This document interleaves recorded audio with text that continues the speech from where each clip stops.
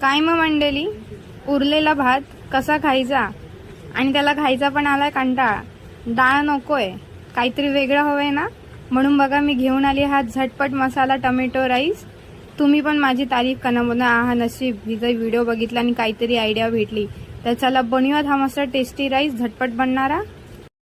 जेवढं भात उरलं असेल तेवढं मोठे कढई किंवा टोप घ्या. 4 मोठे चम्मच तेल टाका, खडे मसाले टाका, जिरं टाका. आता उभे चिरलेले 4 इथं कांदे टाकले आहेत मी इथं जास्त कांदे ह्या कारण घेतले कारण की माझा एवढाच मोठा जो टोप दिसतोय ना तेवढेच मोठे मी भात उरलाय आमचा. तर आता ते काय बनवायचं तर मी म्हणलं हा रेसिपीज बनवते.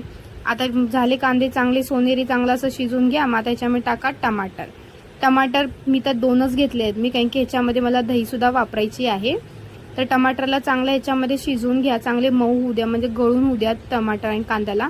मीठ टाका, मीठ टाकल्यावर हे लवकर गळतात आणि चांगले मऊशी होतात.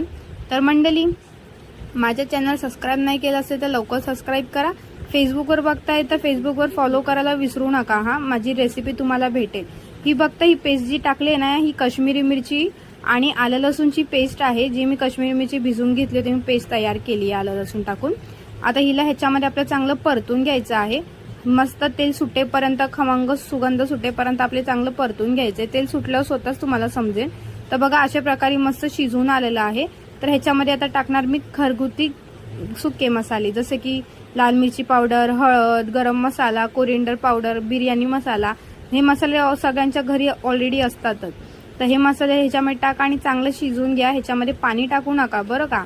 आता चांगलं शिजवल्याच्या नंतर ह्याच्यामध्ये आपण टाकणार आहोत फेटलेली दही.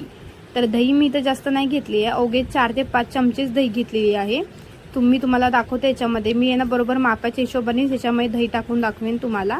1 चम्मच टाकून दाखवेन. तर इथे पहा मी पहिला चम्मच टाकलाय, मग आता हा दुसरा चम्मच टाकलाय. तर तुम्ही बघू शकता की मी किती दही वापरले. तर तुम्ही त्या हिशोबाने दही वापरा कारण की आपण ऑलरेडी टोमॅटो वापरलेत. तर त्या हिशोबानेच आपले दही वापरायचे नाही तर जास्त वापरलं ना तर एकदम आंबटसर बनेल आणि खायला मजा नाही येणार मंडळी, पुन्हा रेसिपीची वाट लागेल.